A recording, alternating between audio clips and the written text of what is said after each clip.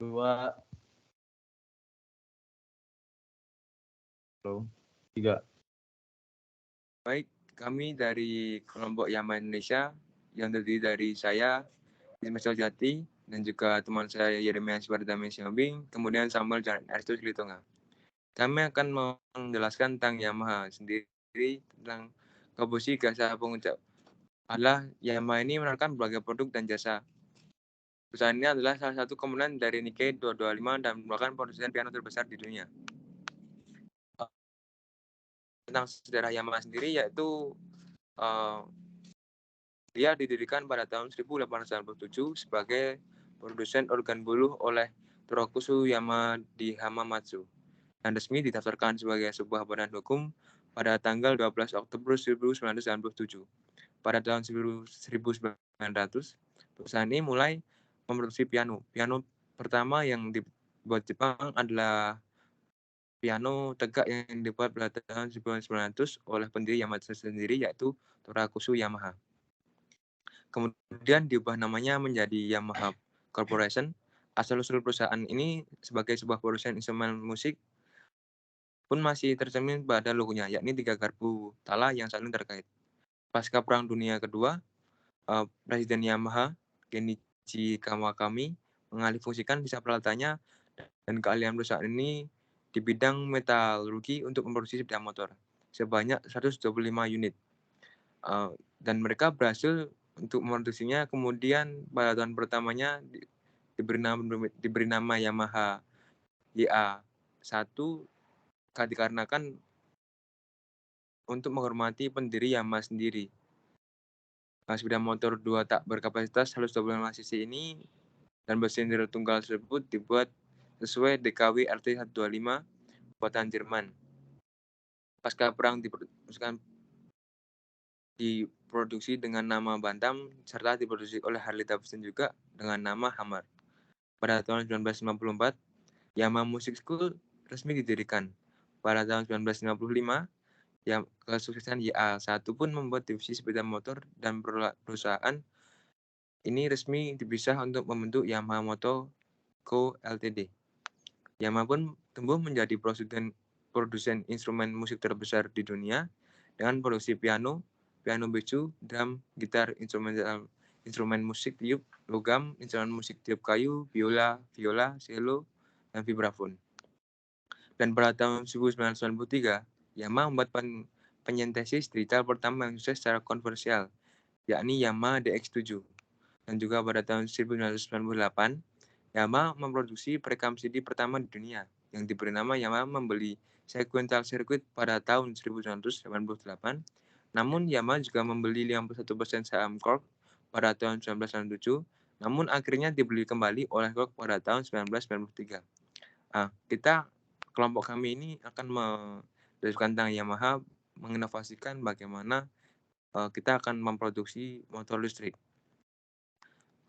Dikarenakan kami memilih produk ini karena kami ingin menginovasikan adanya motor listrik yang diproduksi oleh PT Yamaha sendiri. Dan Yamaha Indonesia sendiri memiliki alamat yaitu di Jalan KRT Raciman Widodiningrat, RT 9 RW 6 Rawate Rate, Cakung, Jakarta Timur, dengan kode pos 13920 Indonesia. Kami akan menjelaskan tentang visi misi tentang dari Yamaha sendiri. Next. Visi misi yang mendasari mengapa kami ingin mendirikan membuat motor listrik ini, yang pertama, visi kami adalah mengurangi polusi asap kendaraan dan turut serta mewujudkan gerakan Go Green. Dan juga misi kami itu, jadi kami ingin membantu masyarakat Indonesia tentang masalah kenaikan harga BBM naik-naik yang membuat masyarakat menjadi resah. Dan juga kami juga ingin mengurangi dampak dari efek rumah kaca yang diakibatkan karena polusi kendaraan. Karena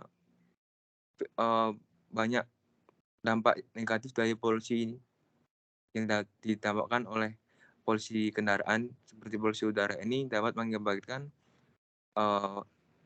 efek yang buruk bagi kesehatan, bagi lingkungan juga, terutama bagi makhluk hidup, antara makhluk hidup antara manusia maupun tumbuhan dan hewan. Oleh karena itulah mengapa kami ingin mendirikan membuat PT Yamaha ini menjadi memproduksi motor listrik dari dan ini yang dasari oleh kelompok kami untuk mendirikan motor listrik sendiri. Next, kelompok kami juga menganalisis tentang dampak polusi yang memiliki dampak besar bagi masyarakat dan juga bagi manusia maupun hewan. Dari polusi udara, air, polusi tanah, hingga polusi suara. Semua polusi membawa dampak yang kurang baik, terutama untuk kesehatan. Polusi udara misalnya selain dapat memicu masalah kesehatan paru-paru, juga dapat meningkatkan risiko glaukoma yang dapat berakibat kebutaan. Oleh karena itu, mengapa kita ingin mengadopsi tentang motor listrik ini? Yang pertama, polusi udara, karena polusi udara itu sangat berakibat fatal bagi kita jika kita selalu mengabaikannya dan kita menganggap polusi tersebut. Dan juga berdampak untuk keberlanjutan kehidupan makhluk hidup juga, karena berakibat untuk tumbuhan, setidaknya kita juga berdampak untuk oksigen dan juga keberlangsungan kehidupan makhluk hidup yang lainnya. Dan yang kedua tentang polusi suara. Polusi suara ini seperti suara yang dihasilkan oleh kendaraan bermotor dan menggunakan bahan bakar tadi yang menyebabkan kebisingan ataupun suara yang kurang enak didengar oleh masyarakat sekitar karena dampak yang didapatkan dari dan juga polusi air. Polusi air itu seperti contohnya kita ingin menguranginya karena polusi air seperti mungkin sebagai oli atau mungkin karena mencuci motor dan sebagainya, kita ingin mengurangi efek dari itu tadi dan mengapa menjadi tujuan kita menjadi tujuan untuk membuat motor listrik tadi. Kemudian kesehatan ini juga polusi ini sangat mengganggu yang sangat beresiko bagi kita untuk masa paru-paru, kemudian juga tentang lingkungan. Oleh karena itulah mendirikan atau memproduksi menginovasikan motor listrik ini kepada masyarakat. Untuk selanjutnya akan dijelaskan oleh teman saya tentang rancangan acara kita. Baik, selanjutnya akan dilanjutkan oleh saya. Solusi. Untuk solusi dari permasalahan mengenai polusi udara, polusi air, dan polusi suara, sebagai perusahaan besar yang telah berkontribusi dalam dunia transportasi selama 65 tahun, akan membuat motor listrik yang guna dapat mengurangi populasi yang ada. Dengan demikian, juga bisa menunjukkan rasa kepedulian kami terhadap kesehatan dunia. Berikut, next.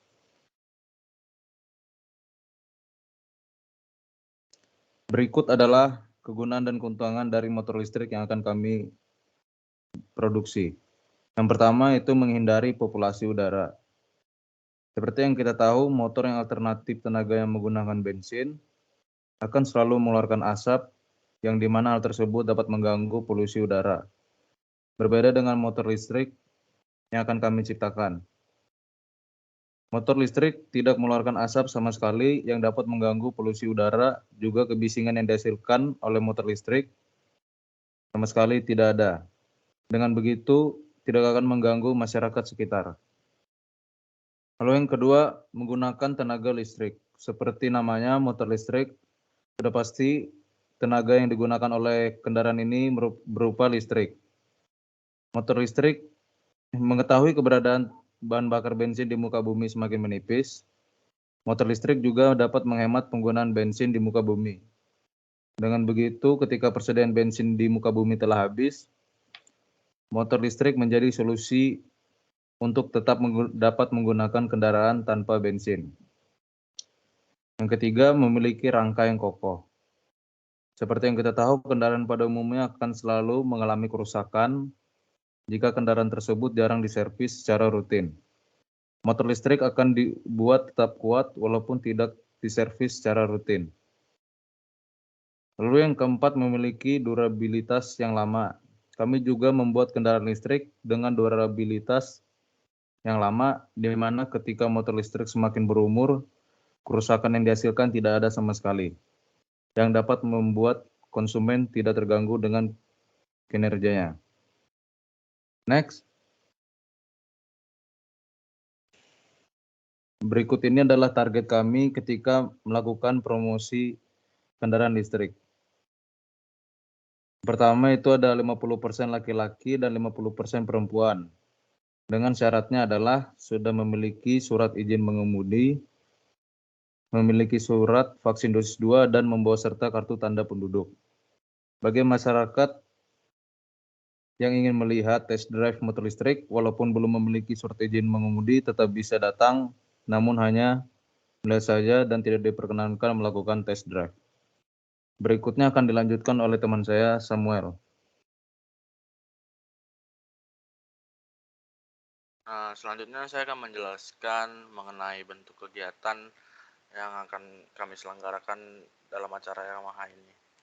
Nah, pada kegiatan kali ini, program akan dilaksanakan serentak di seluruh dealer sentral Yamaha dan flagship shop Yamaha. Jadi bagi konsumen yang ingin merasakan sensasi berkendara dengan motor listrik terbaru dari Yamaha, kami menyediakan test drive untuk para konsumen. Tunggu apa lagi? Silakan datang ke dealer sentral Yamaha terdekat di kota Anda. Jadi nggak semua bentuk kegiatan ini, nggak semua dealer sentral Yamaha menyediakan test drive. Jadi hanya di flagship shop Yamaha atau stand-stand Yamaha yang didirikan di berbagai acara gitu. Oke, next.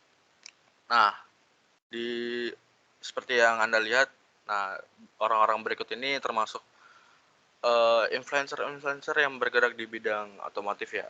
Jadi kami mengundang untuk memberikan acara ini, kami mengundang beberapa influencer seperti yang pertama ada Den Dimas, yang kedua ada Jody, dan yang terakhir ada Harald Aka. Nah, jadi yang pertama mengapa kami mengundang orang-orang tersebut? Dikarenakan orang-orang tersebut termasuk influencer yang bergerak di bidang otomotif, yang banyak juga dikenal di kalangan komunitas motor, seperti Den Dimas. Nah, influencer ini sering mereview motor-motor terbaru dari berbagai pabrikan, contohnya Yamaha. Tak hanya itu, Den Dimas ini juga sering mengunggah video-videonya kesehariannya dalam bermotor di halaman YouTube, seperti ngevlog atau biasa disebut motovlog. Nah, jadi dengan diundangnya Den Dimas ini dapat memeriahkan acara untuk memperkenalkan produk keluaran terbaru dari Yamaha tersebut. Nah, selanjutnya ada Jody. Nah, Jody ini merupakan salah satu influencer juga di bidang otomotif. Nah, namanya ini Jody atau biasa dikenal di kalangan YouTube atau komunitas motor itu namanya Jody Motovlog. Nah, influencer ini juga bergerak di bidang otomotif yang banyak dikenal di kalangan komunitas motor. Dia juga sering mereview-review motor-motor terbaru dari berbagai pabrikan motor seperti Yamaha ini. Tak hanya itu, Jody juga sering mengunggah video sama seperti Den Dimas, sering mengunggah video tersebut di halaman YouTube-nya, seperti ngevlog di atas motor atau bisa disebut motovlog. Jadi dengan diundangnya Jody juga dapat memberikan acara Yamaha tersebut dalam memperkenalkan produk keluaran terbaru dari Yamaha. Nah, yang terakhir ada Harald Arkan, atau nama yang biasa dikenal di kalangan YouTube atau komunitas motor, nama panggilannya itu Harald. Orang ini juga termasuk influencer yang cukup terkenal ya dibanding kedua orang yang sebelumnya. Jadi ya, orang ini juga bergerak di bidang otomotif yang banyak dikenal juga di kalangan komunitas motor. Dia juga sama seperti influencer sebelumnya, dia juga sering mereview motor-motor terbaru dari berbagai pabrikan motor yang ada di Indonesia, seperti Yamaha. Tak hanya itu, Harald ini juga sering mengunggah aktivitas kesehariannya dan juga video-video mengenai motor serta ngevlog sama seperti influencer sebelumnya, motovlog. Jadi dengan diundangnya Harald akan juga dapat memberikan acara Yamaha tersebut dalam perkenalkan produk keluaran terbaru dari Yamaha. Nah, jadi dengan diundangnya 3 orang tersebut ini sudah dapat membantu memberikan acara Yamaha tersebut dalam memperkenalkan produk keluaran terbaru dari Yamaha. Next.